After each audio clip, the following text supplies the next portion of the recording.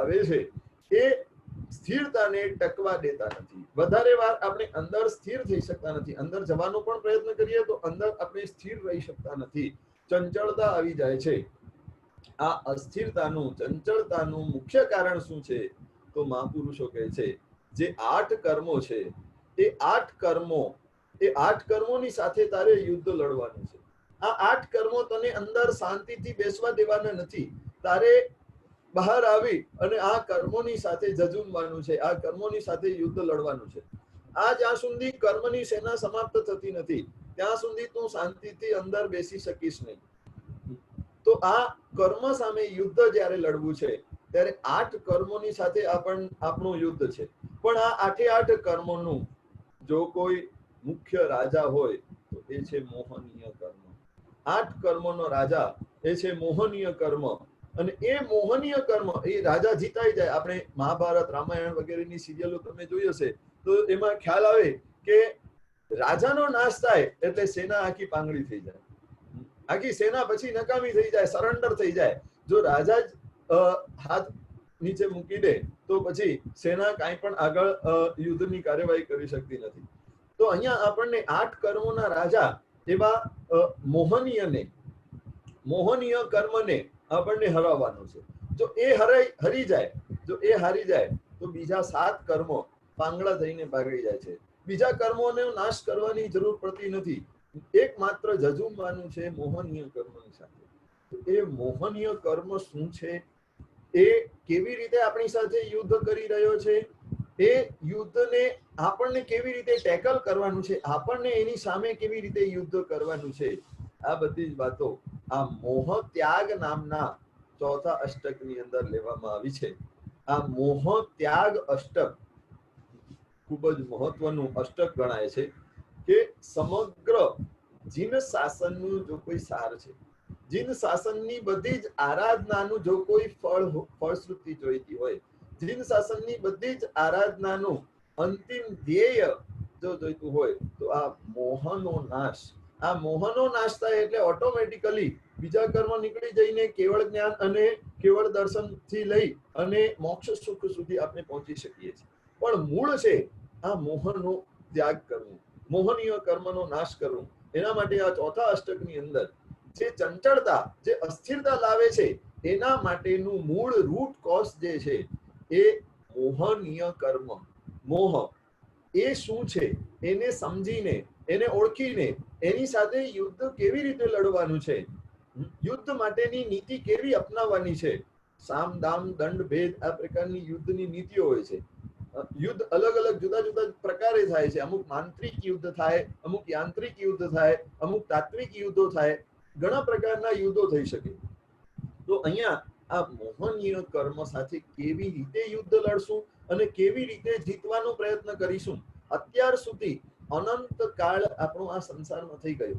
દરેક ભાવની અંદર આ મોહનીય કર્મ એ જ જીતતો આવ્યો છે અને આપણને ક્યારે પણ એને જીતવા દીધા નથી. આ ભાવ મળ્યો છે, પરમાત્માનું શાસન મળ્યું છે, સમજણ મળી છે અને આવા ગ્રંથો મળ્યા છે. તો આ ગ્રંથની અંદર મહોપાધ્યાય યશોવિજયજી મહારાજાએ આ યુદ્ધ કેવી રીતે લડવું, કેવી રીતે હોશિયારીપૂર્વક આ યુદ્ધને ટેકલ કરવું જેનાથી તમે એ યુદ્ધમાં જીતી શકો એના માટેની ગાઈડલાઇન્સ આપણને આપી છે. તો આ મોહ ત્યાગ નામનું અષ્ટક આપણે અહીંયા જોઈશું. પહેલી ગાથા કરજો. મોહ ત્યાગ અષ્ટક એની પહેલી ગાથા છે અહમ મમેતિ મંત્રોયમ મોહસ્ય જગદાંધ્યકૃત અયમેવ હિનં પૂર્વ પ્રતિમંત્રોપી મોહજિત. આ એક કડીની અંદર મહોપાધ્યાયજીએ જો એક કડીની અંદર આગમોનો સાર ઠાલવવામાં આવે છે. જ્ઞાન સાર એટલા માટે જ કહેવાયું છે કે બધા જ આગમોનું વલોણું કરી અને જે ક્રીમ, જે એસેન્સ એમને લાગ્યું એ બધું જ આ એક અષ્ટકોની અંદર અને એ અષ્ટકોની એક ગાથાઓની અંદર એમણે સમાવી દીધું છે. તો આમાં શું કહે છે? અહમ મમેતિ મંત્રોયમ મોહસ્ય જગદાંધ્યકૃત. એનું સામાન્ય અર્થ શું છે તમે જોઈ શકો છો. હું અને મારું આ મોહરાજાનો મંત્ર છે. તે જગતને આંધળું કરનાર છે અને ન કારપૂર્વક આ જ વિરોધી મંત્ર તે મોહને જીતનાર છે. જો અહીંયા યુદ્ધના પ્રકારોમાં બે પ્રકારના યુદ્ધ મુખ્ય બતાવ્યા. પહેલાના સમયની અંદર રાજા મહારાજાઓ વગેરે યુદ્ધ લડતા ત્યારે શસ્ત્રો વગેરે વડે તો યુદ્ધ લડાતા, પણ માંત્રિક યુદ્ધ એટલે કામણ ટુમણ મંત્ર તંત્ર વગેરેના પ્રયોગો કરી અને સામે પક્ષને હરાવવાનો પ્રયત્ન કરાવવામાં આવતો. એટલે જ્યારે શસ્ત્ર નબળા પડી જાય, શસ્ત્ર ઘણીવાર ટકે નહીં, કારણ કે સામેવાળા શત્રુ રાજાની સેના ડબલ ચોબલ હોય અને આ રાજા પાસે વધારે સૈન્ય બળ ન હોય, વધારે તાકાત ન હોય, વધારે અસ્ત્ર શસ્ત્ર ન હોય, તો એ સામેવાળાને કેવી રીતે જીતી શકે? તો ત્યારે આવા રાજાઓ મંત્ર તંત્ર વગેરેની સહાયતા લે, એટલે કામણ ટુમણ વગેરે મંત્રાદિકના પ્રયોગો કરી અને સામેવાળી સેનાને નબળો પાડવાનો પ્રયત્ન કરે અથવા એનો નાશ કરવાનો પ્રયત્ન કરે. તો આ મંત્ર તંત્રનો પ્રયોગ યુદ્ધની અંદર વિશેષ રીતે કરવામાં આવતો. તો અહીંયા આપણને મહોપાધ્યાયજી મહારાજા કહે છે, મોહનીય કર્મ એ અનંત કાળથી, અનાદિમાં અનંત ભવો થઈ ગયા, એ દરેક ભવોથી આપણી સાથે મોહનીય કર્મનું યુદ્ધ ચાલુ છે. એ મોહનીય કર્મ એણે આખા જગતની ઉપર માંત્રિક યુદ્ધ કર્યું છે. કઈ રીતે? એણે આખા જગતને બે મંત્રો પકડાવ્યા છે. કયા મંત્રો છે? અહમ અને મમ. અહમ અને મમ આ બે મંત્રો આખા જગતને પકડાવવામાં આવ્યા કે ભાઈ મોહનીય કર્મ એ શું કહ્યું કે તમને સુખી થવું છે, તમને જો સુખી થવું હોય તો એક કામ કરો, આ અહમ અને મમનો જાપ સદૈવ કરો. જેમ આપણને પરમાત્માએ જે કંઈ પણ આરાધનાઓ કરવાની બતાવી એમાં આપણને રુચિ, ઇન્ટરેસ્ટ વગેરે થાય નહીં. પછી આપણને કોઈ કહે કે ના આ મંત્ર ગણો તો એનાથી લક્ષ્મી વધશે કે સરસ્વતી વધશે, જ્ઞાન વધશે, કે તમને માલામાલ થઈ જશો, તો આ મંત્ર તરફ તરત જ આપણું આકર્ષણ થાય. એટલે રત્નાકર 25 ની અંદર શું કહ્યું? નવકાર મંત્ર વિનાશ કીધો, અન્ય મંત્રો જાણીને, અન્ય મંત્રોનો પ્રયોગ કરીને નવકાર મંત્રને ભૂલી ગયા. એટલે મૂળ જે શાશ્વત છે એને ભૂલીને આપણે અશાશ્વત તરફ આપણે દોડાદોડી કરતા હોઈએ. તો પરમાત્માએ આપણા માટેના જે મંત્રો પ્રિસ્ક્રાઇબ કર્યા હોય, એટલે આપણા માટેની આરાધના સાધના જે પ્રિસ્ક્રાઇબ કરી હોય, એના સિવાય મોહનીય કર્મ એ શું કામ કર્યું? તો આપણને અંધ કરી નાખ્યું, આપણને ખોટા મંત્ર પકડાવી દીધા. અને કયા મંત્ર એને પકડાવ્યા? અહમ મમ. અહમ અને મમ એ બે મંત્રો મોહનીય કર્મએ આખા જગતને પકડાવી દીધા. અને એ માત્ર મનુષ્યોને નહીં, દેવનો ભવ હોય, તિર્યંચનો ભવ હોય, નરકનો ભવ હોય, ગમે તે ભવ હોય, ચારે ગતિમાં પરિભ્રમણ વખતે આ એક જ મંત્ર આપણને પકડાવી દેવામાં આવ્યું કે ભાઈ જો તમને સુખી થવું હોય તો આ અહમ અને મમ આ મંત્રને પકડવું પડશે. આ મોહનીય કર્મની વાત આપણે સાંભળી લીધી અને એ મંત્રનું રટણ, એ મંત્રનો જાપ આપણે સતત કરતા રહ્યા, અહમ અને મમ. હવે આ મંત્રનો અર્થ શું છે? અહમ એટલે શું? અહમ એટલે હું અને મમ એટલે મારું. અહમ એટલે હું અને મમ એટલે મારું. અહમ એટલે આય અને મમ એટલે માય. આ આય અને માય નો જે મંત્ર છે, આય અને માય, આ હું અને મારું આ મંત્ર છે, આ મંત્રના કારણે આખું જગત અંધ બની ગયું. શેમાં અંધ બની ગયું? તો હું અને મારામાં, મારું એમાં જ અંધ બની ગયો છે. આ હું એટલે શું? તો આ મોહનીય કર્મ એ આપણી દ્રષ્ટિને અંધ કર્યું. એટલે શું કર્યું? કે આપણને જે સાચી સમજણ આપવી જોઈએ એ સાચી સમજણની ઉપર આવરણ આવી જાય અને એ ખોટી વસ્તુ પ્રેઝન્ટ થાય એવું કામ કર્યું. તો દરેક ભવોની અંદર ગયા તો એ ભવની અંદર જે આપણને શરીર મળ્યું, જે આપણને સત્તા, સંપત્તિ, સ્વજનો, આ તે બધું જ મળ્યું, જે ભવમાં ગયા ત્યાં જે શરીર મળ્યું એને હું માન્યું, અને જે શરીર સાથે કનેક્ટેડ એવા બધા સગા સંબંધીઓ સ્વજનો વગેરે હતું અને સત્તા સંપત્તિ વગેરે પૂગલ દ્રવ્યો બધા હતા, એને મમ એટલે મારું તરીકે ગણ્યું. આ આય અને માયની ખોટી અવધારણા જે મોહનીય કર્મ એ પકડાવી, એનાથી આખું જગત અંધ બની ગયું. શેમાં અંધ બની ગયું? તો હું અને મારું એમાં જ અંધ બની ગયું. હું એટલે અહંકાર અને મારું એટલે સ્વાર્થ, મમત્વ. આ અહંકાર અને મમત્વ, સ્વાર્થની વૃત્તિની અંદર આખું જગત અંધ બની ગયું. અને મહોપાધ્યાયજીએ પોતાના એક સ્તવનની અંદર, સવાસો ગાથાના સ્તવનની અંદર કહ્યું કે જાતિ અંધનો રે દોષ ન આકરો, તે નવી દેખે રે અર્થ, મિથ્યા દ્રષ્ટિ રે તેહથી આકરો, દેખે અર્થ અનર્થ. એટલે શું થયું છે કે જાતિ અંધ જે હોય, જે જન્મથી જ અંધ હોય, એનો વધારે દોષ હોતો નથી, કારણ કે એને કઈ પદાર્થો દેખાતા જ નથી. પણ મિથ્યા દ્રષ્ટિ જે છે એનો દોષ વધારેમાં વધારે ખરાબ છે, કારણ કે એ પદાર્થોને જોયા પછી એને સાચી રીતે જોતો નથી, એને એના સાચા સ્વરૂપે જોતો નથી, પદાર્થના સાચા સ્વરૂપને ઓળખતો નથી. આ કામ કોણે કર્યું છે? તો મોહનીય એ કર્યું છે. મિથ્યાત્વ વધારવાનું, મિથ્યાત્વને પુષ્ટ કરવાનું આ કામ કોણે કર્યું છે? તો મોહનીય એ કર્યું છે. કોઈ પણ દ્રવ્ય, કોઈ પણ પદાર્થને એના સાચા સ્વરૂપે સમજવા દેવું નહીં, આ કામ મોહનીય કર્મે કર્યું. એટલે શું કર્યું કે આપણને બધાને અંધ કરી નાખ્યું. જો આપણને છે ને બીજા બધા જ કર્મો અને એ કર્મના કાર્ય આપણને ખ્યાલમાં આવે. ભાઈ, જ્ઞાનાવર્ણીય કર્મ એ જ્ઞાન ગુણનો ઘાત કર્યો છે. દર્શનાવર્ણીય કર્મ એ દર્શનનો ઘાત કર્યો છે. અશાતા વેદનીય કર્મ એ વેદના ઉત્પન્ન કરી છે. અંતરાય કર્મ આપણા કાર્યોની અંદર અંતરાયો કર્યા કરે છે. તો આ બધા કર્મના કાર્યો આપણને ડાયરેક્ટલી ખબર પડે છે. પણ મોહનીય કર્મનું કાર્ય શું?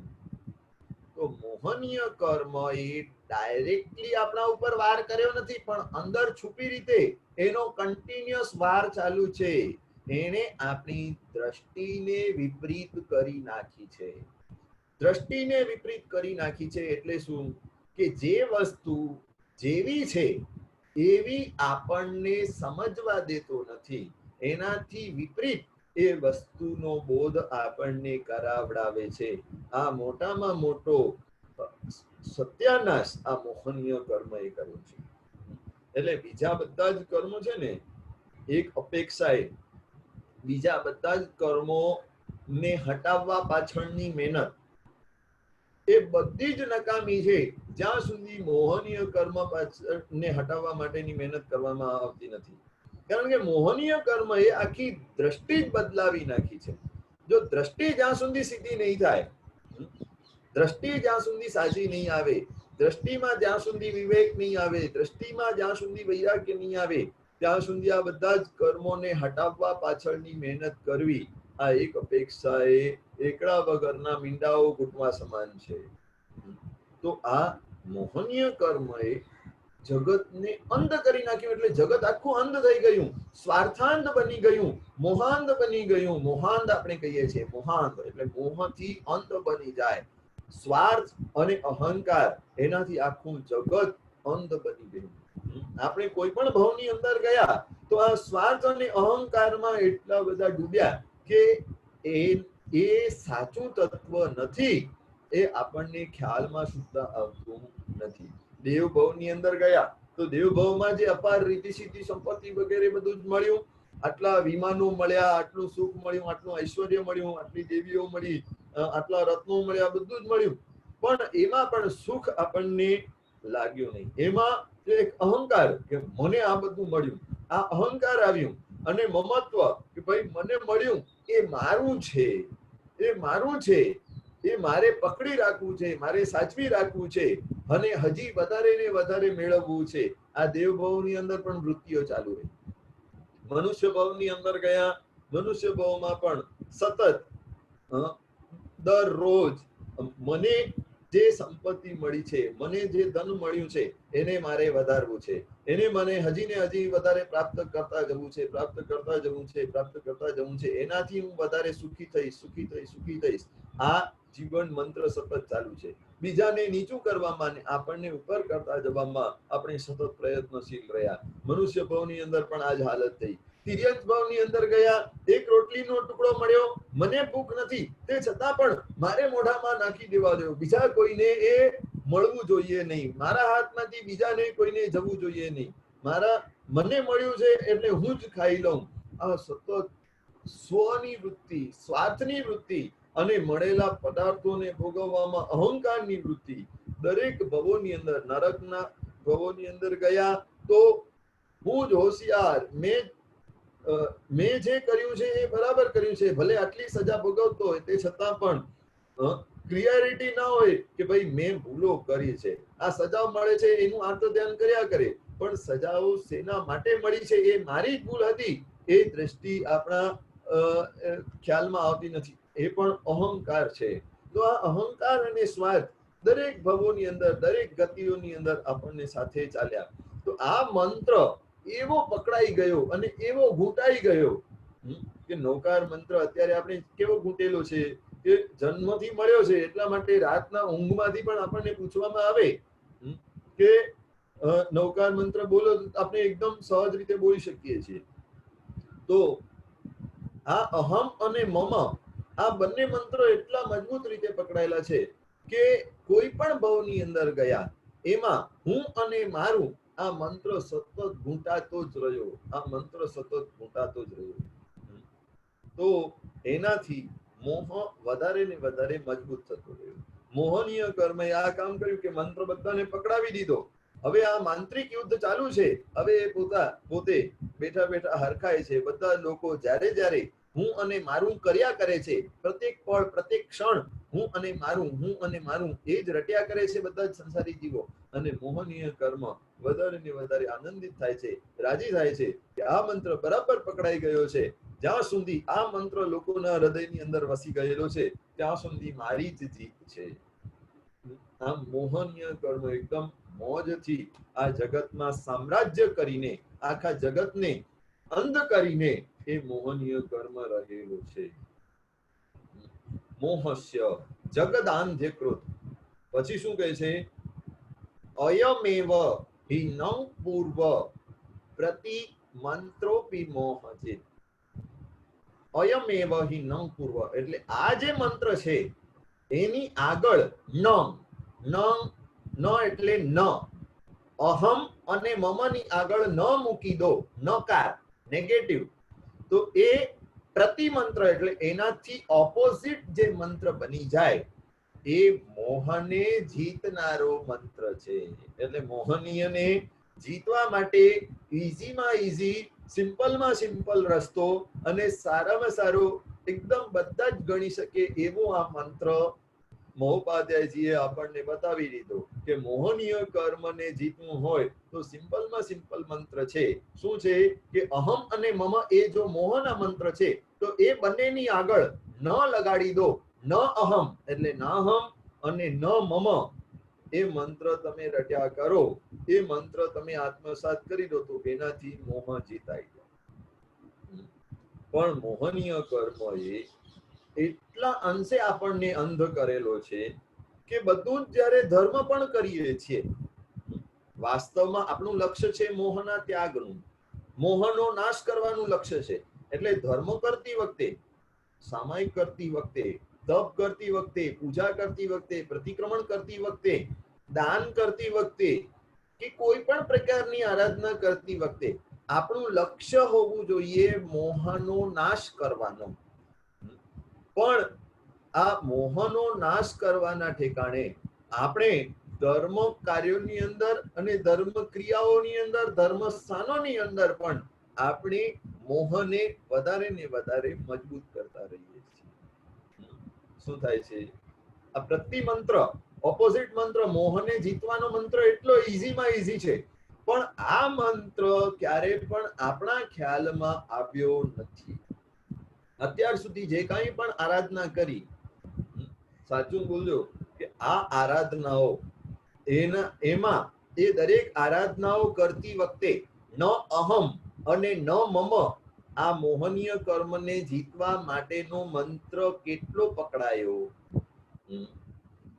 તપ તપ ઘણા બધા કરી લીધા, વર્ષી તપો કરી લીધા કે અઠાઈઓ કરી લીધી, 16 બતાને માસક સમાણો કરી લીધા, આંબીલની ઓળીઓ કરી લીધી. જે આંબીલની ઓળીમાં આહાર ઉપરની આસક્તિ, આંબીલની અંદર આહાર ઉપરની આસક્તિ પર વિજય પ્રાપ્ત કરવાનો છે, એ આંબીલની ઓળીઓ થઈ ગઈ, પણ એ આસક્તિ કેટલી ગઈ? તો અહીંયા કહે છે કે બધા જ ધર્મની આરાધના, ક્રિયાઓ, આરાધનાઓ, સાધનાઓ જે કાંઈ પણ આજ દિવસ સુધી આપણે કરી, તો એ કરતા કરતા મોહનીય કર્મના નાશ કરવાનો જે મંત્ર હતો એ તો પકડાવાનો રહી જ ગયું છે.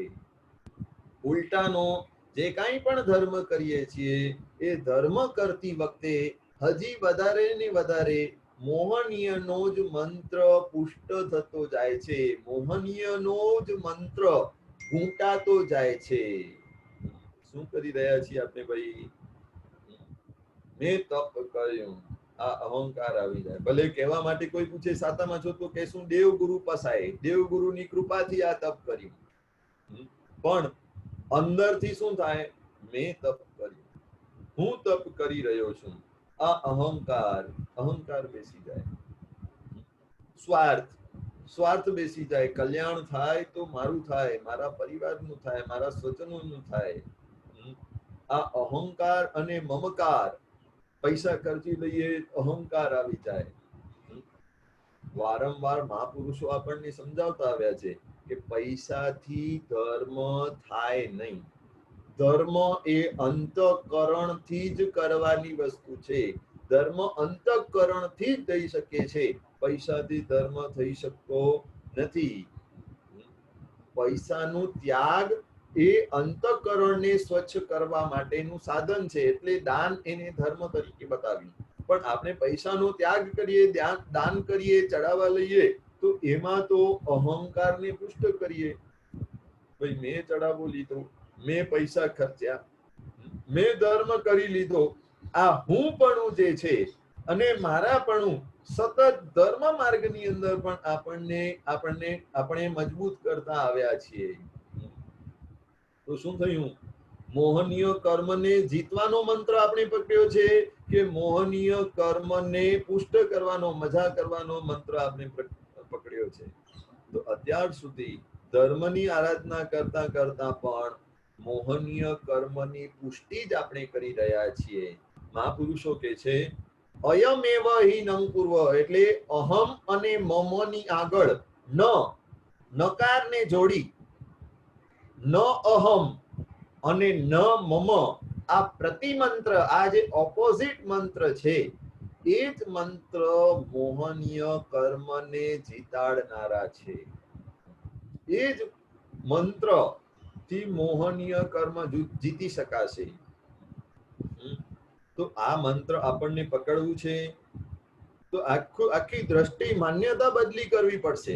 આખી માન્યતાને જ બદલી કરવી પડશે, કારણ કે અત્યાર સુધી અહમ અને મમને એટલું બધું ગૂંટેલું છે કે એને છોડવું સિમ્પલ નથી, અને આપણને લાગતું પણ નથી એ છોડવા જેવું. આ અહમ અને મમ એટલું મજબૂત રીતે ઠસાઈ ગયેલું છે.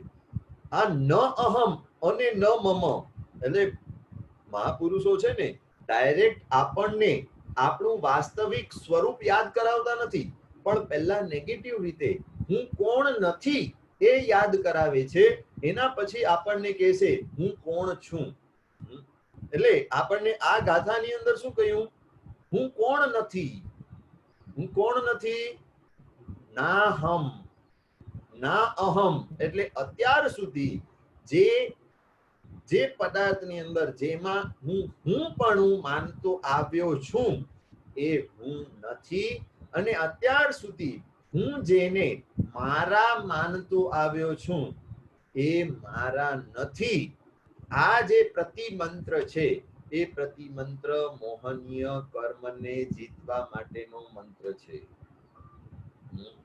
તો ધર્મની આરાધના, તપ, જપ, વ્રત, નિયમ વગેરે બધું જ કરતા કરતા આપણને સૌથી મહત્વનું આ છે, આ મંત્ર જ્યાં સુધી ગૂંથશું નહીં ત્યાં સુધી મોહનીય કર્મને ધક્કો લાગશે નહીં. ત્યાં સુધી મોહનીય કર્મ ઓછો કે નબળો પડશે નહીં. ન અહમ એટલે અત્યાર સુધી મેં મારી આઈડેન્ટિટી જે કલ્પી છે એ આઈડેન્ટિટી એ મારી આઈડેન્ટિટી નથી, એ હું નથી. અને અત્યાર સુધી જે કોઈ પણ વસ્તુને કે જે કોઈ પણ વ્યક્તિને મેં મારા ગણ્યા છે એ મારા નથી. એ જ્યાં સુધી માન્યતાના સ્તર ઉપર ક્લિયર થશે નહીં ત્યાં સુધી મોહનીય કર્મ જીતી શકાશે. કયા સ્તર ઉપર આપણને આ વસ્તુ ક્લિયર કરવી છે? માન્યતાના સ્તરે. માન્યતાના સ્તરે, માત્ર બૌદ્ધિક સ્તરે નહીં, માત્ર બુદ્ધિના સ્તરે નહીં, માત્ર વાંચી ગયા મોહ ત્યાગ અષ્ટક, આ હું અને મારું આ મોહ વધારનારા છે, અને આ હું નથી ને મારું નથી આ મોહનો નાશ કરાવનારા છે. આમ કરીને બીજી ગાથા તરફ આગળ વધ્યા, એનાથી કાંઈ પણ ફાયદો થવાનો નથી. અત્યાર સુધી આવા ઉપદેશો આપણે અનંતી વાર સાંભળી લીધા, અનંતી વાર સમવસ્ત્રણની અંદર જઈ આવ્યા, અનંતી વાર રજોહરણ લઈ લીધું, પણ કલ્યાણ કેમ નહીં થયું? તો કે છે કે આ મોહનીય કર્મને જીતવાનો મંત્ર આપણે પકડ્યો નથી. માટે માન્યતાના સ્તરે આ મંત્રને પકડવાનું છે. આ જે દેહમાં હું દરેક ભવોની અંદર કરતો આવ્યો, જે ભવમાં ગયો એ ભવમાં જે દેહ, જે શરીર, જે ઇન્દ્રિયો, જે બધું મળ્યું એમાં મેં હું પણ માન્યું કે આ ઇન્દ્રિયો, આ નામ, આ બધાને ધારણ કરનારો આ જે દેહ છે એ હું છું. આ જ્યાં સુધી માન્યતામાં ક્લિયર થશે નહીં ત્યાં સુધી મોહને જીતવા માટે આપણે આગળ વધી શકીશું. બૌદ્ધિક સ્તરે આપણે મોટા મોટા પ્રવચનો પણ કરી લઈશું કે આ હું નથી, હું આત્મા છું, હું આ છું, હું તે છું, હું ભિન્ન છું. આ બધું જ બૌદ્ધિક સ્તરનું જ્ઞાન થઈ જાય. જ્યાં સુધી અનુભૂતિના સ્તરે, માન્યતાના સ્તરે, પ્રેક્ટિકલ જીવનની અંદર આ વાત થસાતી નથી ત્યાં સુધી મોહ ત્યાગની દિશામાં આપણે એક પણ સ્ટેપ આગળ વધી શકતા નથી. તો આપણને બૌદ્ધિક સ્તરે આગળ વધવાનું, માન્યતાના સ્તરે અંદરથી માન્યતા જ ચેન્જ કરવાની છે. માત્ર ગોખવાનું નથી, ભણવાનું નથી, વાંચવાનું નથી, સાંભળવાનું નથી, અંદરની માન્યતામાં પરિવર્તન લાવવાનું છે. તો માન્યતામાં શું પરિવર્તન લાવવાનું છે? મહોપાધ્યાયજી કહે છે ન અહમ. આ જે અત્યાર સુધી હું પણ માનતો આવ્યો છું એ હું, એ સાચો હું નથી. સાચો હું એનાથી કંઈક જુદો છે. અને જે વસ્તુ કે વ્યક્તિમાં હું મારા પણ માનતો આવ્યો છું, મમત્વ ભાવ કેળવતો આવ્યો છું કે આ મારું છે, આ મારું છે, આ મારું છે, આ જે પ્રોપર્ટી, એ પ્રોપર્ટીના કાગળ મારા નામ પર છે એટલે આ પ્રોપર્ટી મારી છે, આ વ્યક્તિનું સંબંધ મારી સાથે જોડાયેલું છે એટલે એ મારું છે. આ જે મારાપણું અને હું પણ ઘૂંટાતું આવ્યું છે એ સાચું હું અને મારું નથી. આ વાત આપણને ક્લિયર માન્યતાના સ્તરે લાવવી પડશે તો જ મોહનીય કર્મ જીતાશે. જો વાંચવામાં તો કેટલું ઈઝી છે, અહમ અને મમ, આ જો ખોટા મંત્ર છે તો એને જીતવા માટે ન અહમ અને ન મમ, એનાથી ઓપોઝિટ મંત્ર કેટલા સિમ્પલ લાગે, પણ માન્યતાના સ્તરે એને પચાવવા બહુ જ મુશ્કેલ છે. અને જ્યાં સુધી એ પચાવતા નથી ત્યાં સુધી સંસારનું પરિભ્રમણ ચાલુ જ રહેવાનું છે. આ સંસારનું પરિભ્રમણનું છેદ કરવું હોય, સંસારનું પરિભ્રમણ જો અટકાવવું હોય તો માન્યતાના સ્તરે આ ચેન્જ લાવવું પડશે. ન અહમ અને ન મમ. દેહ મન વચન પૂદગલ થકી કર્મથી ભિન્ન તુજ રૂપ રે. અમૃતવેલની સજાઈની અંદર શું કહેવામાં આવ્યું? દેહ મન વચન પૂદગલ થકી કર્મથી ભિન્ન તુજ રૂપ રે. આપણું રૂપ કેવું છે? દેહ, મન, વચન વગેરે ઇન્દ્રિયો અને કર્મ, એ બધાથી હું જુદો છું. એટલે અત્યાર સુધી હું મારી આઈડેન્ટિટી આ બધાના આધારે ગણતો આવ્યો, એ આઈડેન્ટિટી એ મારી સાચી આઈડેન્ટિટી નથી. અને એ આઈડેન્ટિટી જો આ આઈડેન્ટિટીના સ્તરે જો આઈડેન્ટિટી જ સાચી નથી, તો એને કનેક્ટેડ જે કંઈ પણ છે એ બધું જ ખોટું પકડાશે.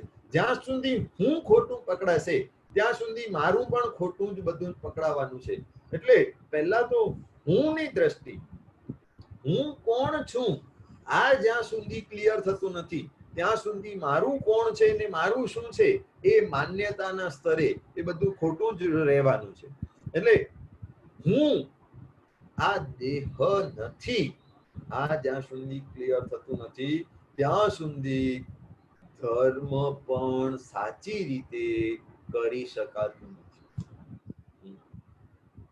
વાંચવા, સાંભળવામાં, ગોખવામાં પણ આવી ગયું કે હું આ દેહ નથી, હું આ આત્મા છું, દેહથી ભિન્ન એવો આત્મા છું. બધું જ બૌદ્ધિક સ્તરે તો એટલા બધા એક્સપર્ટ છીએ આપણે કે એક લેખ ને વાંચી અને આપણે એમાં પંડિત બની જઈએ, એક્સપર્ટ બની જઈએ કે ભાઈ ના આ બરાબર સાચું છે, હું એ આત્મા છું, હું આત્મા છું, હું આત્મા છું, હું આત્મા છું. આનો જાપ પણ પકડાઈ ગયો. પણ માન્યતાના સ્તરનું શું? માન્યતાના સ્તરે શું ગડબડ થાય છે? તો ક્યાં એ નડે છે? તો કે છે કે જ્યાં પ્રેક્ટિકલી જીવનની અંદર પ્રેક્ટિકલ વાત જ્યારે આવે છે, જ્યારે આઈમ્બિલ કરીએ છીએ ત્યારે શું થાય છે? આઈમ્બિલનો આહાર કોને ગમતો નથી? કોને ગમતો નથી ભાઈ? તો કે છે કે ઇન્દ્રિયોને ગમતો નથી, રસનેન્દ્રિયને ગમતો નથી, એ ઇન્દ્રિયોના કારણે મનને ગમતો નથી. આત્માએ ક્યારે પણ કમ્પ્લેન કરી છે કે આઈમિલનો આહાર મને ગમતો નથી? આત્માએ ક્યારે પણ કમ્પ્લેન કરી નથી. આત્માની સાથે દેહ જોડાયો, એ દેહને ટકાવવા માટે આહારની જરૂર છે. એ આહાર પછી જેવો પણ મળી જાય, ઓછા મીઠા વાળો મળી જાય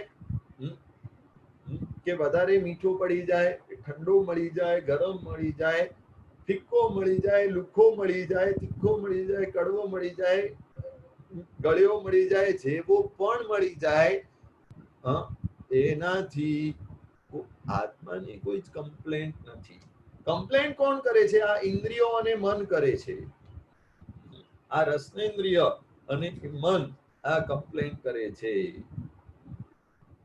તો આ માન્યતાના સ્તરે જ્યાં સુધી ચેન્જ થતું નથી ત્યાં સુધી આઈએમબીલો કરશું તો આઈએમબીલની અંદર પણ ભાઈ રોટલી ગરમ આવી નથી, મજા આવતી નથી, આજે આંબીલ બરાબર થયું નથી, આ વસ્તુ નથી એટલે મને મજા આવી નહીં, આંબીલમાં આ વસ્તુ તો હોવી જ જોઈએ, આ મેનુ તો હોવું જ જોઈએ.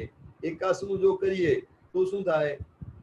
એકાસનું કરીએ કહેવા માટે આપણે તપ કર્યું, કહેવા માટે એકાસનું કર્યું, પણ એમાં ચા પણ જોઈએ. ચા જોઈએ એટલે સવારનું આવી ગયું, નાસ્તો જોઈએ એટલે સાંજનો સ્નેક્સ આવી ગયું, ફળ ફ્રૂટ વગેરે જોઈએ તો શું થાય? આખા દિવસનો ફોટો આપણે એક જ ટકની અંદર કરી લીધું. એટલે એમાં ત્યાગની વૃત્તિ ક્યાં રહી? કે એકાસનું હોય એ દિવસે આપણને જમવા માટે 1 કલાક લાગી જાય, નહીં તો આપણે 20 મિનિટની અંદર ઊભા થઈ જઈએ, પણ એકાસના દિવસે 1 કલાક લાગે. તો શેના માટે લાગે? કે આજે મેં એકાસનું કર્યું છે, આ મનને ઠસાવી દીધું, અને એના કારણે શું થયું? વિચાર કરે છે કે ભાઈ આખા દિવસના પૂરતો ખાઈ લે. તો એમાં ત્યાગની વૃત્તિ ક્યાં આવી? તપ એ ત્યાગ માટે કરવાનું છે, અને એકાસનું કરીએ, બેસનું કરીએ તો શું થાય? ત્યાગ આવે છે ક્યાંય પણ? આ બધું જ આપણને બતાવે છે કે આપણે દેહને પોષતા આવ્યા છીએ. દેહને જે બરાબર લાગતું નથી, મન જેની કમ્પ્લેન કરે છે, આપણને તરત જ એમાં અભાવ થાય છે કે ભાઈ આઈમ્બિલ મને ફાવતું નથી, આઈમ્બિલનું ભોજન મને ગમતું નથી, આઈમ્બિલ મારાથી થતું નથી. પ્રેક્ટિકલ સ્તરે, માન્યતાના સ્તરે અહીંયા પરિવર્તન લાવવું જરૂરી છે. માન્યતાના સ્તરે આ પરિવર્તન ક્યારે આવે? જ્યારે ખ્યાલ આવે કે દેહ એ પૂતગલ છે, આહાર એ પૂતગલ છે, હું તો આત્મદ્રવ્ય છું. આ આહારની કોને જરૂર છે? દેહને જરૂર છે. તો આ પૂતગલને ગ્રહણ કરે છે, એમાં ટેસ્ટ ને આ ને તેની બધા નખરામાં મને એમાં ડૂબવાની કાંઈ જરૂર પડતી નથી. મારે તો માત્ર આ પ્રોસેસને જોવાની છે. આ જ્યાં સુધી પ્રેક્ટિકલમાં ઉતરતું નથી કે હું કોણ છું, માન્યતાના સ્તરે પ્રેક્ટિકલી જીવનની અંદર આ પરિવર્તન આવતું નથી, ત્યાં સુધી મોહને જીતવા માટે કોઈ પણ કાર્ય આપણે કર્યું નથી. જો છે ને, મોહને જીતવા માટે કેટલા પ્રયત્ન અત્યાર સુધી આપણે કર્યા. જ્ઞાનાવરણીય કર્મને જીતવા માટે જ્ઞાન પાંચમની ક્રિયા કરીએ, જ્ઞાન પાંચમનું તપ કરીએ, એકાદશનો ઉપવાસ વગેરે તપ કરીએ, એની ક્રિયાઓ કરીએ, 5 ખમાસણ આપીએ કે 51 ખમાસણ આપીએ, 5 સાચિયા કરીએ કે 51 સાચિયા કરીએ. દર્શનાવરણીયને જીતવા માટે પરમાત્માના દર્શન કરીએ. વેદનીય કર્મને જીતવા માટે વેદનીય કર્મ, કોઈ વેદના વધારે હોય તો વેદનીય કર્મ નિવારણની પૂજા બનાવીએ. અંતરાય કર્મને જીતવા માટે અંતરાય કર્મ નિવારણની પૂજા બનાવીએ. મોહનીય કર્મને જીતવા માટે શું? જે બધા જ કર્મનો બાપ છે અને જે કર્મ ગયા પછી બીજા બધા જ કર્મ પાંગળા થઈ જવાના છે, એવો મોહનીય કર્મ, એ મોહનીય કર્મને જીતવા માટેની આજ સુધીની આપણી મહેનત કેટલી ભાઈ? તો કે છે કે મોહનીય કર્મને જીતવું હોય તો એનું જે આ પ્રતિમંત્ર છે, એ પ્રતિમંત્રને આત્મસાત કરવું પડશે. ન અહમ અને ન મમ. અત્યાર સુધી મેં જે આઈડેન્ટિટી મારામાં ધારી છે, એ આઈડેન્ટિટી મારી સાચી આઈડેન્ટિટી નથી, અને એ આઈડેન્ટિટીના કારણે એની સાથેનો વળગાડ જેટલો પણ મેં કર્યો છે, એ મારું સાચું નથી. આ વાતને ગૂંટીને એકદમ માન્યતાના સ્તર સુધી પહોંચાડવી પડશે. આગળ બીજી ગાથામાં મહોપાધ્યાયજી મહારાજા શું કે છે? શુદ્ધાત્મ દ્રવ્યમેવાહમ શુદ્ધ જ્ઞાનમ ગુણો મમ નાન્યોહમ ન મમાન્યે ચેત્યદો મોહાસ્ત્રમુલ્બણમ. હું શુદ્ધ આત્મદ્રવ્ય છું. કેવળ જ્ઞાન એ મારો ગુણ છે, તેનાથી હું ભિન્ન નથી, અને બીજા પદાર્થો એ મારા નથી. આ પ્રમાણે વિચારવું એ મોહને હણનારું તીવ્ર શસ્ત્ર છે. જો અહીંયા બીજા પ્રકારની લડાઈ આવી, બીજા પ્રકારનું યુદ્ધ આવ્યું, માંત્રિક યુદ્ધ. જે મંત્ર મોહનીય કર્મ એ નાખેલું છે, એની સામે વાર રૂપે પ્રતિમંત્ર, ઓપોઝિટ મંત્ર આપવાનું છે. અને અહીંયા જે શસ્ત્ર મોહનીય કર્મ એ ઉપાડ્યો છે, એની સામે શસ્ત્રો લેવાનું છે. મોહનીય કર્મ એ જે આપણી આઈડેન્ટિટીને ખોટી બતાવી છે, એની સામે આપણી સાચી આઈડેન્ટિટી શું છે, એ જે માન્યતાના સ્તરે ક્લિયર કરવાનું છે, એ શસ્ત્ર લઈને આપણને ઉઠવાનું છે. તો આ શસ્ત્ર શું છે? તો કહે છે શુદ્ધાત્મ દ્રવ્ય મેવાહમ. શુદ્ધ આત્મદ્રવ્ય મેવાહમ. મેવાહમ એટલે એવ અહમ એવ મેવાહમ એટલે એ જ હું છું. જકાર છે અહીંયા, એના અર્થની અંદર જકાર બતાવ્યું નથી, પણ હું શુદ્ધ આત્મદ્રવ્ય જ છું, એવો એનો અર્થ આવવો જોઈએ. હું શુદ્ધ આત્મદ્રવ્ય જ છું, જકાર પૂર્વક કહ્યું. એવાહમ, એવ એટલે એ જ હું છું. હું કોણ છું? તો શુદ્ધ આત્મદ્રવ્ય, એ જ હું છું.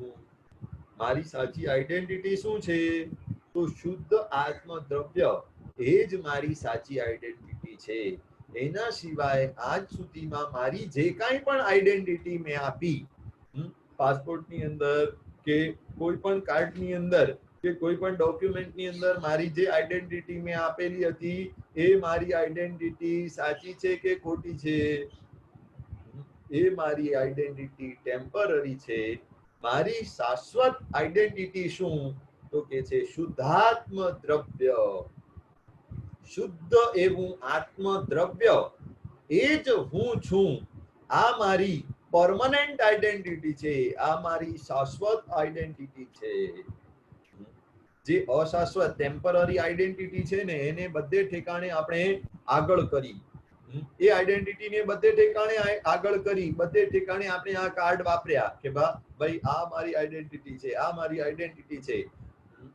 બોર્ડર ઉપર એક કન્ટ્રીમાંથી બીજા કન્ટ્રીમાં ગયા ત્યાં તો જરૂરી જ પડવાનું કે ભાઈ આ આઈડેન્ટિટી તમારી બતાવો. આ પાસપોર્ટમાં મારી જો આઈડેન્ટિટી છે ભાઈ એ મારી સાચી આઈડેન્ટિટી છે? તો કે છે કે ના, આ તો મારી આ બહુ પૂરતીની આઈડેન્ટિટી છે. આ બહુમાં જ્યાં સુધી હું છું, બોલો મારો પાસપોર્ટ વેલિડ ક્યાં સુધી? મારો પાસપોર્ટ વેલિડ ક્યાં સુધી? તો એમાં પાસપોર્ટમાં છે ને એક્સપાયરી ડેટ આવે. પાસપોર્ટમાં એક્સપાયરી ડેટ આવે. મારું પાસપોર્ટ 19 ઓક્ટોબર 2026 સુધી વેલિડ છે. 19 ઓક્ટોબર 2026 ત્યાં સુધી આ મારું પાસપોર્ટ વેલિડ છે. તો ત્યાં સુધી મારું પાસપોર્ટ વેલિડ હોવું જ જોઈએ કે નહીં? ભાઈ પછી હું રહું કે ન રહું, પણ મારી આ આઈડેન્ટિટી એ તો વેલિડ હોવી જોઈએ કે નહીં? પછી એમાં એડ્રેસ આપ્યું હોય તો પરમનન્ટ એડ્રેસ, પરમનન્ટ એડ્રેસ આપે, પરમનન્ટ રેસિડેન્ટ એડ્રેસ.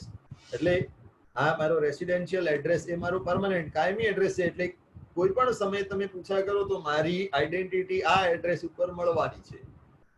હવે આ તારીખ અને આ એડ્રેસ, આ તારીખ સુધી, જો આ તારીખ સુધી આ પાસપોર્ટ વેલિડ છે ત્યાં સુધી આ મારો એડ્રેસ વેલિડ જ છે ને, બરાબર છે ને? કોઈ પણ ડોક્યુમેન્ટની અંદર જે એક્સપાયરી ડેટ છે એ એક્સપાયરી ડેટ સુધીની મારી આઈડેન્ટિટી ફિક્સ છે ને, કે પછી એમાં પણ ગડબડ છે? વાસ્તવમાં તો પાસપોર્ટમાં ક્લિયર લખવું જોઈએ કે ભાઈ આ એક્સપાયરી ડેટ છે પાસપોર્ટની, આ expiry date or date of death whichever is earlier.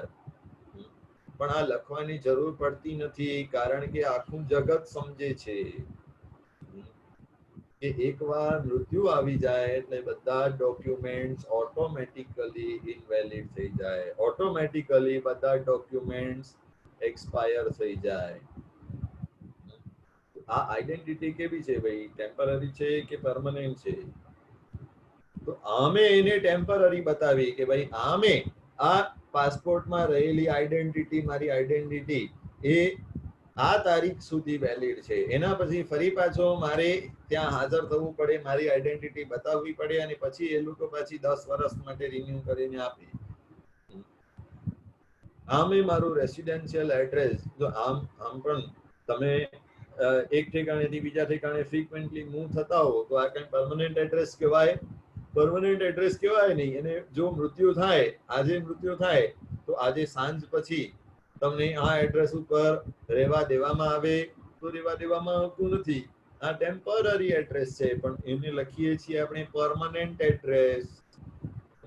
માન્યતાના સ્તરે શું ભરાયેલું છે? તો અહીંયા મહાપુરુષો કહે છે હું કોણ છું? હું જો આ દેહ નથી, હું જો આ નામ નથી, હું જો આ ઇન્દ્રિયો નથી, હું જો આ શરીર નથી, તો હું કોણ છું? જો આ નામ એ તો મને પાછળથી આપવામાં આવ્યું છે. માતાના ગર્ભમાં હું આવ્યો જે દિવસથી 9 મહિના રહ્યો ત્યારે તો મારો નામ હતું નહીં. હું માતાના ગર્ભમાં આવ્યો ત્યારે ક્યાંયથી નામ લઈને આવ્યો નહોતો, પણ બહાર નીકળીને આ જગતની અંદર મારી કોઈ અલગથી આઈડેન્ટિટી રહે એટલા માટે મને નામ આપવામાં આવ્યું. બહાર આવ્યા પછી નામ પડ્યું. કાં પછી તમારે ત્યાં ભલે ગર્ભની અંદર બાળક હોય તોય અમુક મહિનાઓ પછી હોસ્પિટલમાં નામ લખાવવું હોય કે આવી રીતે રજીસ્ટર કરાવવું હોય તો એ નામ પાડી દેવામાં આવે, પણ એ પાછળથી પડ્યું. મારી આઈડેન્ટિટી તો એનાથી પહેલાય હતી. ઇન્દ્રિયો જે હું આવ્યો એના પછી માતાના ગર્ભની અંદર મેં આહાર કર્યું, આહારમાંથી જે શક્તિ મળી, જે તાકાત મળી, એમાંથી ઇન્દ્રિયો, શરીર વગેરે બધું બનાવવાનું મેં કાર્ય કર્યું. એટલે મેં બનાવ્યું, પણ હું તો એનાથી પહેલા પણ હતો. એટલે દેહ એ હું નથી, નામ એ હું નથી, ઇન્દ્રિયો એ હું નથી, તો હું કોણ છું? તો એની આઈડેન્ટિટી બીજી કડીની અંદર મહોપાધ્યાયજીએ બતાવ્યું શુદ્ધાત્મ દ્રવ્ય મેવાહમ, શુદ્ધ એવું આત્મ દ્રવ્ય એ જ હું છું. જો કેટલું શુદ્ધ નહીં, એકદમ શુદ્ધ નિશ્ચય નહીં અહીંયા લીધો છે. તમને લાગે કે દિગંબર પરંપરાની અંદર નિશ્ચય નહીં છે, કે શ્રીમદજીની પરંપરામાં એ લોકો નિશ્ચય નહીંની વાત કરે છે, પણ આ શ્વેતાંબર પરંપરાની વાત છે. શ્વેતાંબરનું ગ્રંથ છે, ને શ્વેતાંબર મૂર્તિ પૂજક પરંપરાના ગ્રંથની અંદર અહીંયા શુદ્ધ નિશ્ચય નહીંથી કહેવામાં આવેલી વાત છે. આપણે એ પકડતા નથી ને આપણામાં નિશ્ચય નહીં નથી, નિશ્ચય નહીં નથી, વ્યવહારમાં પડ્યા છે, વ્યવહારમાં પડ્યા છે, એમ કરીને આપણે જુદા જુદા ઠેકાણે ફંટાઈ જઈએ. પણ અહીંયા શુદ્ધ નિશ્ચય નહીંથી વાત કરી છે. શુદ્ધ આત્મ દ્રવ્ય એ જ હું છું. હું કોણ છું? મારી આઈડેન્ટિટી શું છે? શુદ્ધ એવું આત્મ દ્રવ્ય એ જ હું છું. કેટલો નિશ્ચય નહીં લીધો, કેટલો શુદ્ધ પ્યોર નિશ્ચય નહીં લીધો કે હું શુદ્ધ આત્મ દ્રવ્ય છું. હું અશુદ્ધ છું એ પણ લેતા નથી. હું કર્મથી યુક્ત છું એ પણ લેતા નથી. અત્યારે હું કર્મથી યુક્ત છું એ પણ લેતા નથી. જ્યારે આપણે પરમાત્માને સ્તવન કરીએ ને, ભગવાનની સામે સ્તુતિ સ્તવના કરીએ, ત્યારે શું કહીએ? ભગવાન, તમે પાવન છો ને હું પાપી છું. તમે મુક્ત છો ને હું સંસારી છું. તમે કર્મથી મુક્ત છો ને હું કર્મથી યુક્ત છું. હું કર્મ વાળો છું, હું અશુદ્ધ છું, તમે શુદ્ધ છો. પણ અહીંયા તો કેવી આઈડેન્ટિટી આપણી આપી? શુદ્ધ. હું શુદ્ધ જ છું. કેવો છું હું? ભાઈ અશુદ્ધ છું, હું કર્મથી લેપાયેલો છું, હું કર્મથી યુક્ત છું, હું પાપી છું, હું ખરાબ છું, હું બેકાર છું. તો એ બધી મારી આઈડેન્ટિટી નથી. હું શુદ્ધ આત્મ છું. હું પરમાત્મા જેવો જ શુદ્ધ સ્વરૂપી છું. હું પરમાત્મા જેવો જ સિદ્ધ સ્વરૂપી છું. જેવા સિદ્ધ પરમાત્મા શુદ્ધ છે એવો જ હું છું. કેટલી શુદ્ધ દ્રષ્ટિ અહીંયા લઈ લીધી કે ભાઈ હું પરમાત્મા જેવો જ છું. પરમાત્મા જેવો હોવાનો મંત્ર છે સોહમ. સોહમ એટલે પરમાત્મા એ જ હું છું. ને ભક્ત શું હંમેશા ગણતો હોય? દાસોહમ. હું પરમાત્માના ચરણોનો દાસ છું. હું પરમાત્માનો દાસ છું. હું પરમાત્માની સામે રજ માત્ર છું, કિંકર છું, દાસ છું. આ આઈડેન્ટિટી ભક્તની છે. જ્યારે અહીંયા સાધક અવસ્થાની વાત મહોપાધ્યાયજી કરે છે, હું એ પરમાત્મા જ છું. બોલો, પરમાત્માની સામે દર્શન કરવા જઈએ તો કેવા બનીને દર્શન કરવાના છે? પરમાત્માના દાસ બનીને દર્શન કરવાના છે કે પરમાત્મા જેવા બનીને દર્શન કરવાના છે? તો કે છે કે પરમાત્મા ની સામે આપણે ગયા, બહિરાત્મા બનીને, પાપી એવા આત્મા બનીને પરમાત્માની સામે જશું તો બહિર્ભાવ જ દેખાશે. બહિરાત્મા બનીને જશું તો બહિર્ભાવ દેખાશે, એટલે પરમાત્માની ઉપરની આંગી દેખાશે. અંતરાત્મા બનીને જશું તો પરમાત્માની પ્રતિમા દેખાશે. પણ પરમાત્મા બનીને જશું તો જ પરમાત્મા સ્વરૂપ આપણને દેખાશે. પરમાત્મા બનીને પરમાત્માના દર્શન કરવાના છે. પરમાત્મા બનીને જ પરમાત્માને જોવાના છે કે ભાઈ જેવા પરમાત્મા છે એવો જ હું છું. આ શુદ્ધ નયની વાત છે, શુદ્ધ નિશ્ચય નહીં. કે ભાઈ જેવા પરમાત્મા છે એવો જ હું છું. પરમાત્માની અંદર અને મારી અંદર જરા પણ અંશ માત્ર પણ ફરક નથી. હું કર્મથી લેપાયેલો નથી. જો નિશ્ચય નહીં શું વાત કરે છે? હું કર્મથી લેપાયેલો નથી. હું શુદ્ધ છું, હું બુદ્ધ છું, હું નિરંજન છું, હું નિરાકાર છું, હું અમર છું, હું અખંડ છું. હું પરમાત્મા સ્વરૂપી જ છું. હું શુદ્ધ આત્મ દ્રવ્ય છું. આ મારી વાસ્તવિક આઈડેન્ટિટી છે. આ મારી પરમનન્ટ આઈડેન્ટિટી છે. અને એ પરમનન્ટ આઈડેન્ટિટીને પામવું એ જ મારું લક્ષ્ય છે, એ જ મારું ગોલ છે, એ જ મારું ધ્યેય છે. અત્યાર સુધી મારી આઈડેન્ટિટીને મોહનીય કર્મએ ભૂસાડી નાખી છે. મારી ઓરિજિનલ વાસ્તવિક પરમનન્ટ આઈડેન્ટિટીને પ્રગટ કરવાની છે. એના માટે પહેલા આ ખ્યાલ લાવવું પડશે કે હું શુદ્ધ જ છું, શુદ્ધ આત્મ દ્રવ્ય એ જ હું છું. આ વાત મગજમાં ઠસાવી દેવી પડશે.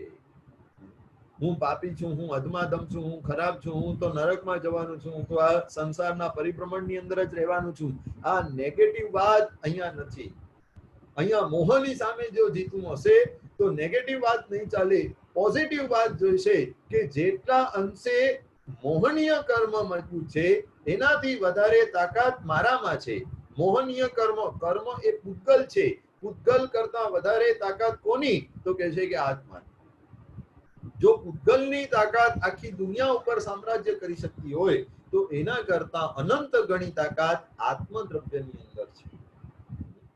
પૂતગલ દ્રવ્ય શબ્દની અંદર તાકાત એટલી છે કે હું અહીંયા બોલું છું ને અમેરિકામાં આટલા દૂર બેઠા બેઠા તમને સંભળાય છે. ફોન પર એક રિંગ વાગે ને હલો કહીએ તે સાથે જ ત્યાં સંભળાય. એ શબ્દ વર્ગણાના પૂતગલોની જો એટલી તાકાત હોય તો એ બધું ડેવલપ કરનાર આત્માની તાકાત કેટલી હશે વિચાર કરજો. આત્માની તાકાત એના કરતા અનંત ગણી છે. એટલે મોહનીય કર્મ, કર્મ એ જો પૂતગલ છે તો એના કરતા કઈ ગણી વધારે તાકાત આપણા આત્મદ્રવ્યની છે. આ વાત આપણી માન્યતાની અંદર ફિટ થઈ જવી જોઈએ કે હું શુદ્ધ આત્મદ્રવ્ય છું. અત્યારે અશુદ્ધિ જે દેખાઈ રહી છે એ મારા પર્યાયની અંદર રહેલી અશુદ્ધિ હશે, પણ એ મારી પરમાનન્ટ આઈડેન્ટિટી નથી, એ મારી ટેમ્પરરી આઈડેન્ટિટી છે. ટેમ્પરરી આઈડેન્ટિટી ક્યાં સુધી રહેવાની? જ્યાં સુધી હું મોક્ષમાં પહોંચતો નથી. બસ આટલી જ વાર છે. જ્યારે મોક્ષમાં પહોંચી જઈશ એના પછી અનંત કાળ સુધી મારી પરમાનન્ટ આઈડેન્ટિટી જ રહેવાની છે. એટલે પરમાનન્ટ આઈડેન્ટિટી તરફ નજર માંડી અને એ પરમાનન્ટ આઈડેન્ટિટીનો વિકાસ કરવા તરફ આપણને દ્રષ્ટિ કરવાની છે. તો આજ મોહને જીતવા માટેનું શસ્ત્ર છે કે ભાઈ તમે અંતર્મુખ થાઓ, તમે તમારી સાચી આઈડેન્ટિટીને ઓળખો. મોહનીય કર્મની સામે શસ્ત્ર લગાડ્યું એટલે શું થયું કે ભાઈ તમે તમારી પરમાનન્ટ આઈડેન્ટિટી, તમારી સાચી આઈડેન્ટિટીને તમે ઓળખી લીધી તો મોહનીય કર્મને ધક્કો લાગી જાય. હું શુદ્ધ આત્મદ્રવ્ય છું. આ જ્યારે આત્માના સ્તરે, માન્યતાના સ્તરે આપણે મજબૂત કરી દીધું એટલે મોહનીય કર્મને શોક લાગી ગયું કે અત્યાર સુધી મેં જે એની આઈડેન્ટિટીને મેનિપ્યુલેટ કરી હતી, હવે એને સમજણ પડી ગઈ છે કે એની સાચી આઈડેન્ટિટી આત્માના સ્તરની છે. એટલે મોહનીય કર્મને શોક લાગી જાય, ધક્કો લાગી જાય, એ નબળો પડી જાય. મોહનીય કર્મને નબળો પાડવા માટેનો મૂળ મંત્ર છે શુદ્ધાત્મ દ્રવ્યમેવાહમ. શુદ્ધ આત્મ દ્રવ્ય એ જ હું છું. મેં તમને જે અમૃતવેલની સજાઈની વાત કરી એમાં શું કહ્યું? અમૃતવેલની સજાઈમાં શું કહ્યું? દેહ મન વચન પૂતગલ થકી કર્મથી ભિન્ન તુજ રૂપ રે. દેહ, મન, વચન વગેરે ઇન્દ્રિયો અને કર્મ એ બધાથી ભિન્ન તુજ રૂપ રે. તારું રૂપ કેવું છે? તો આ બધાથી જુદો છે, કર્મથી પણ જુદો છે. આપણે એમ માની રહ્યા છીએ કે ભાઈ હું કર્મ સહિત છું, કર્મ મને લાગેલા છે, પણ વાસ્તવમાં કર્મ જો આપણી સાથે, કર્મ બંધ કેવી રીતે થાય? બંધ તત્વ, નવ તત્વ જો ભણ્યા હો તો એમાં બંધ તત્વ આવે. એ બંધ તત્વની અંદર જે આશ્રવ તત્વમાં કર્મ આવે અને બંધ તત્વમાં એ કર્મ આત્માની સાથે ક્ષીર નીર ન્યાય. ક્ષીર નીર ન્યાય એટલે પાણી અને દૂધ જેમ એકમેક થઈ જાય એવી રીતે કર્મ આત્માની સાથે એકમેક થઈ જાય છે. પણ પાણી અને દૂધ દેખીતી રીતે જો મિક્સ થઈ ગયા હોય તે છતાં પણ બંનેની આઈડેન્ટિટી જુદી છે. એટલે માનસરોવરની અંદર રહેલો હંસ એને પાણી મિશ્રિત, પાણીમાં દૂધમાં મિક્સ થયેલું પાણી અને દૂધ મિક્સ થયેલો એવો મિક્સચર એને આપવામાં આવે તો એ બધો એમાંથી દૂધ લઈ લે અને પાણી રહેવા દે. એની અંદર એક કેપેસિટી છે, એ તાકાત છે. એટલે પાણી અને દૂધની આઈડેન્ટિટી આમ ડિફરન્ટ છે. એવી રીતે કર્મ અને આત્માના પ્રદેશો ભલે જો એકમેક થઈ ગયા હોય, કર્મ બંધ થઈ ગયા હોય, તે છતાં પણ એ અલગ થઈ શકે છે. શુદ્ધ આત્મદ્રવ્ય પોતાના ઓરિજિનલ સ્વરૂપની અંદર ફરી પાછો આવી શકે છે. બધા જ કર્મો એમાંથી નીકળી શકે છે. આ વાત શક્ય છે. એટલે જ આ બંનેની આઈડેન્ટિટી જુદી છે. દેહ મન વચન પૂતગલ થકી કર્મથી ભિન્ન તું જરૂર. એટલે આ સમયની અંદર મારી આઈડેન્ટિટી, જો મોક્ષમાં જશું ત્યારે તો મારી શુદ્ધ આઈડેન્ટિટી પ્રગટ થઈ જ જશે, ત્યારે કર્મથી જુદો જ મારું અસ્તિત્વ હશે. પણ આ સમયમાં વર્તમાન ક્ષણની અંદર, વર્તમાન સમયની અંદર પણ કર્મથી મારી આઈડેન્ટિટી જુદી છે. કર્મ એ હું નથી, કર્મ એ મારા નથી, અને કર્મ મારી સાથે મિશ્રિત થયા નથી. મારાથી એના પ્રદેશો ભિન્ન છે. મારા આત્મ પ્રદેશો અને એ કર્મના પ્રદેશો ભલે સૂક્ષ્મ છે, એટલે એક જેવા, એક મય, એક રૂપ લાગે છે, પણ વાસ્તવમાં કર્મ અને આત્મ પ્રદેશો ભિન્ન છે, જુદા છે.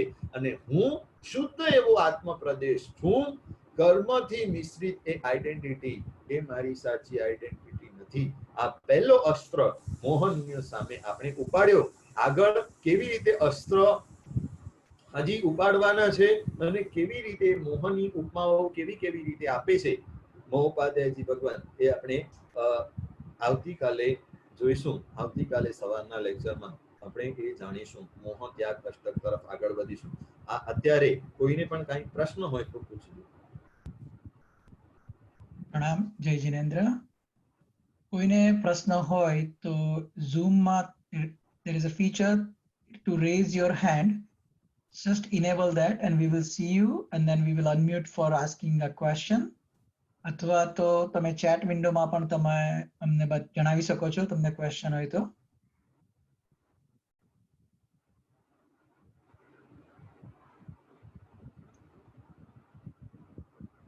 ક્ષણિકભાઈ, એવું લાગે છે કે બધાની આઈડેન્ટિટીની ઓળખાણ સારી એવી થઈ ગઈ છે, કોઈ પ્રશ્ન દેખાતા નથી. કોઈને કાંઈ પણ પ્રશ્ન હોય તો પછીથી પાછળથી પૂછી લેજો, તો આપણે આવતીકાલે એને કવર કરી દઈશું. Pragnesh, take over. જય જિનેન્દ્ર એવરીવન. બધાને ખબર જ હશે કે આપણું ટેમ્પલ ટેમ્પરરી ક્લોઝ કર્યું છે, માંગલિક કર્યું છે, અને જે આપણા રિસાઇડિંગ એમ્પ્લોયી હતા એ બધાની તબિયત સારી છે, અને એ લોકો કોઈ હોસ્પિટલમાં નથી. એટલે કોઈ બી ગાસિપ ચેનલ ઉપર કોઈ ન્યૂઝ હોય તો પ્લીઝ જણાવી દેજો. એ આપણા residing all employees are in the good health, they are doing very well, and they wanted to return to temple, but we are taking a precaution. એટલે એટલા માટે જ ક્લોઝ કરેલું છે અત્યારે. એટલે ખાલી બધા તમને આપણા મેમ્બર્સને જણાવીએ છીએ કે કોઈ જાતની ચિંતા કરવાની જરૂર નથી. એ લોકો હોસ્પિટલમાં નથી અને એ લોકો ઘરે ક્વોરન્ટીન જ થઈને બેઠેલા છે આપણી માફક જ. એટલે that's about the news of JSMC. અને કાલે જે રીતના કહ્યું શ્રી ક્ષણિકભાઈએ કે સવારે 10 વાગે આપણે અગેન લેક્ચર માટે મળીશું. એક પ્રશ્ન આવ્યો છે Pragnesh. Yeah, go ahead. So just and to add to Pragnesh is that Jain Society is providing a full support to our pujaris and we are there to help them in all possible ways. So please be assured they will be back and we'll soon have their services. વાસંતી બેન, તમને unmute કરીએ છીએ. તમે પ્રશ્ન પૂછજો, તમે rays hand કર્યો છે. હું અતુરભાઈ બોલું છું વાસંતીબેનના ફોન પરથી. આપણે ક્ષણિકભાઈ, એક સવાલ મને કાયમ થતો હોય છે અને બે પાર્ટ જેવું છે એમાં, કે આત્માનો અને કર્મનો સંબંધ કેવી રીતે અને ક્યારે થયો તો બહુ ઇમ્પોર્ટન્ટ, કે શા માટે થયો. જો આત્મા આટલો બધો પાવરફુલ હોય તો કર્મ જીતી ગયું કર્મ આત્મા જોડે, કે શું થયું? જો કર્મ બંધના જે કારણો છે, કર્મ બંધના કારણોમાં મિથ્યાત્વ, અવિરતિ, પ્રમાદ, કષાય અને યોગ, આ 5 કારણો છે. એનાથી કર્મ બંધાય છે. તો અત્યાર સુધી મિથ્યાત્વના કારણે, મિથ્યાત્વ એટલે અવળી માન્યતા, આ મોહનીય કર્મની જાળ એટલી મજબૂત છે કે અત્યાર સુધી અનાદિકાળના અનંત ભવોમાં જે અવળી જ માન્યતા થયા કરી, એ અવળી માન્યતાના કારણે મિથ્યાત્વ વાસિત એવો આત્મા જો મિથ્યાત્વના કારણે સૌથી વધારેમાં વધારે કર્મ બંધાય છે.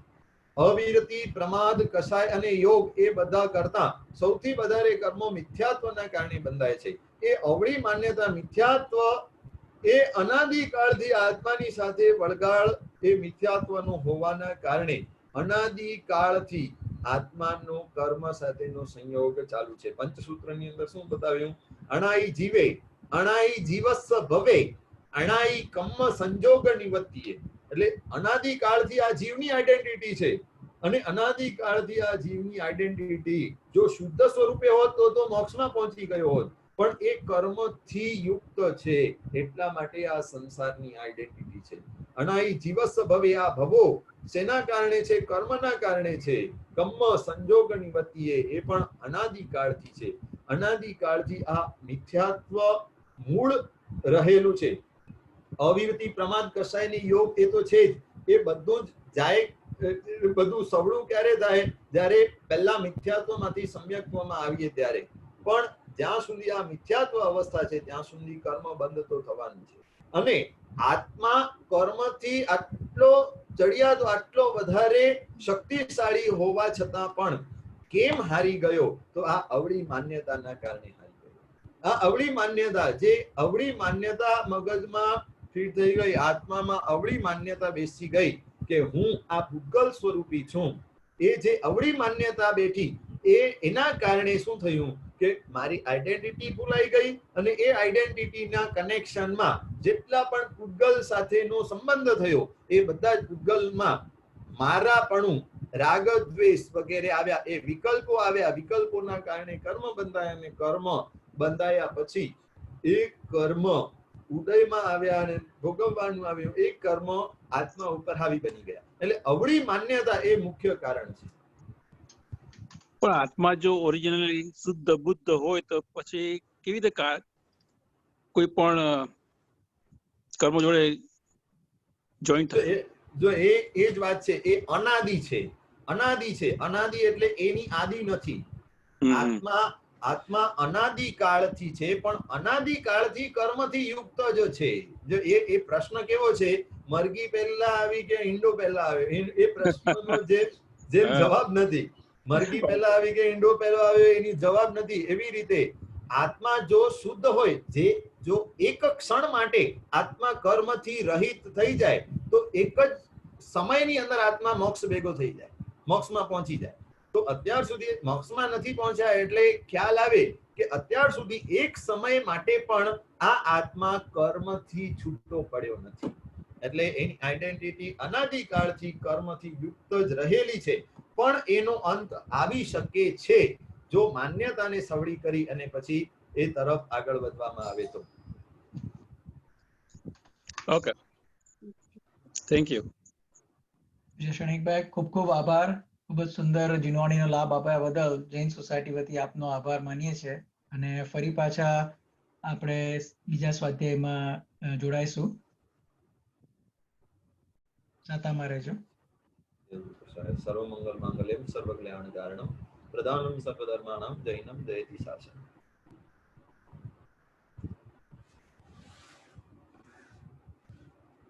Thank you Shronikbhai. અને અહીંયા લેક્ચર પૂરું થાય છે. Everyone stay safe and we will see you tomorrow at 10 a.m. Chicago time, CST. Thank you all. Jai Indra.